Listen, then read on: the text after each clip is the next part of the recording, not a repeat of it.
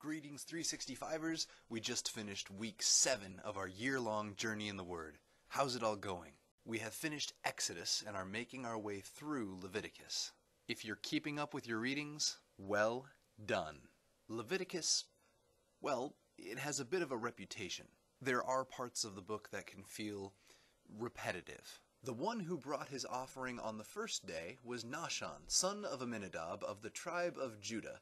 His offering was 1 silver plate weighing 130 shekels and 1 silver sprinkling bowl. On the second day, Nethanel, son of Zuar, the leader of Issachar, brought his offering. The offering he brought was 1 silver plate. On the third day, Eliab, son of Helon. On the seventh day, Elishama, son of Ammihud, the leader of the people of Ephraim. On the 10th day, Ahiezer. On the 12th day, Ahira, son of Enan. And there is a whole lot about sacrifices. When anyone among you brings an offering to the Lord, bring as your offering an animal from either the herd or the flock. You are to slaughter the young bull. Bring the blood and splash it against the sides of the altar.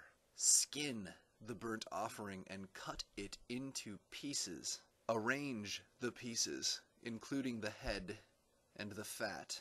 Wash the internal organs and the legs with water. Remove all the fat from the bull.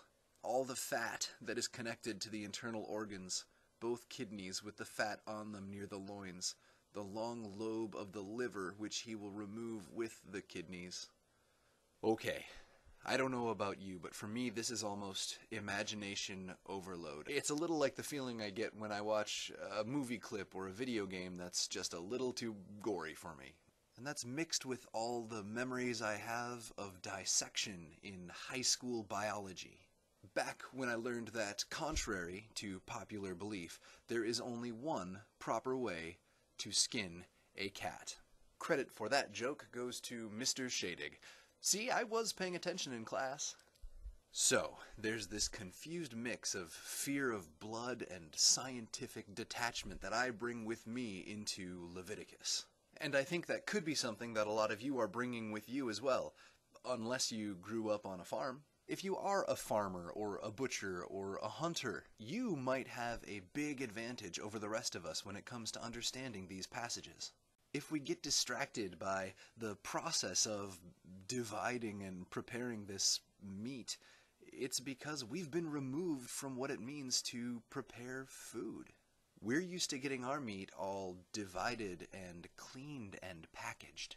For the Hebrews, this probably sounds a lot like how they'd prepare a meal for an important guest. Story time? Story time. Last week I was up in Muskegon hanging out with my 3-year-old nephew. I was down on the floor with him playing with this sweet new castle he got for his birthday with little soldiers and little lizard men. But he was more in the mood for a picnic than a battle, making a whole meal for me, passing me food, giving me things to taste, to eat, and I played along every time. Sure, this thing looked like a lizard person who was about to conquer the kingdom, but he told me it was a marshmallow, and so it was a marshmallow. I didn't need it. It didn't do anything for me, but his eyes lit up because I was down on the floor with him, sharing in a meal that he had prepared, that he had invited me into. That's what's going on in Leviticus. God has chosen a relationship with the Israelites. They built him a house so he could come down and be with them there. Through these sacrifices, food offerings, fellowship offerings, God was coming down to eat, to sit down at the table with God's family. And this wasn't just some imaginary relationship, it was real. God was actually there, actually in fellowship with them. How much do you clean your house when an important guest comes to visit? What if they were moving in full time? If the president decided to move the Oval Office into your living room, are there some changes you might need to make in the way you run your home? Now take that and multiply that by, say infinity, and you'll get an idea about what all these laws and purity codes are about in Leviticus. God is moving in. God, who is holy, who is pure, who cannot share devotion with other gods, with other idols, with other priorities. Today, we read about the ordination of God's priests. That's Leviticus chapters 7 and 8 if you're just jumping in. Did you notice how much preparation, how much sacrificial bloodshed, how much cleansing and purification, how much it takes for a human being to stand in service before God? To be a priest, to be a minister of God's grace to the people. Tomorrow, we'll see what happens when they take that responsibility too lightly. And that's important for us to pay attention to because, well, we're God's priests too.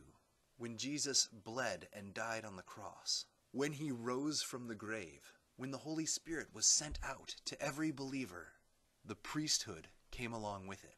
As a follower of Jesus, the Holy Spirit has given you gifts, given you purpose, a calling to serve others, to be a minister of God's grace.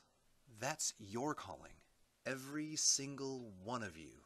So that's my challenge for you this week. Pray for God's Holy Spirit to give you guidance as you use your gifts to serve others. Pray that God's goodness, God's love and grace would be seen in you. And do what you can to bring more people into this family, into this beautiful community. Not because we are perfect or pure, but because God has come down to live, to sit at the table, to walk through life with us. What are your gifts? When have you felt especially connected to God, like God came over to your place and sat down for dinner? Let's talk about those things in the comments. Grace and peace.